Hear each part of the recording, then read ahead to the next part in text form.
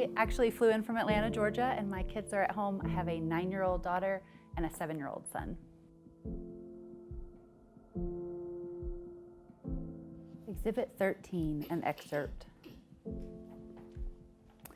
On June 15, 2019, I visited the Ursula Border Processing Center in McAllen, Texas.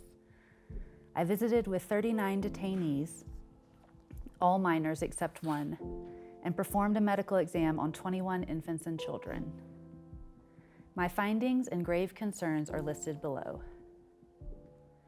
The 39 detainees that I interviewed had a time in custody ranging between 4 and 24 days, far longer than the 72 hours outlined in the Flores Settlement Agreement.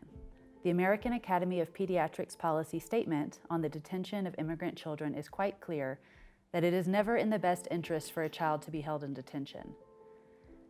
Many of the detainees were teen mothers, already having been exposed to tremendous trauma in their home countries, on the journey north, and most certainly now in the conditions in which they are being held in custody of the U.S. Customs and Border Patrol processing facility.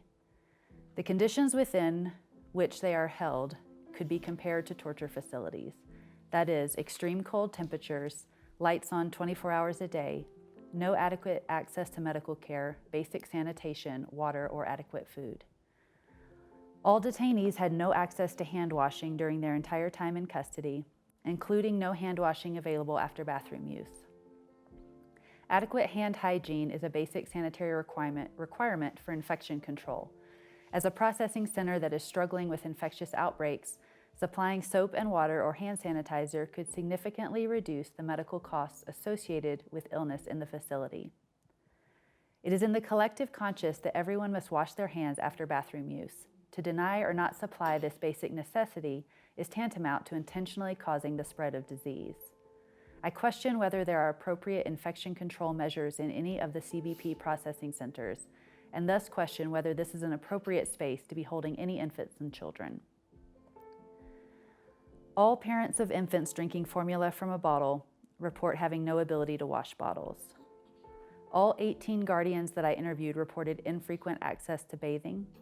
There was no adequate nutrition available for infants 6 to 12 months old.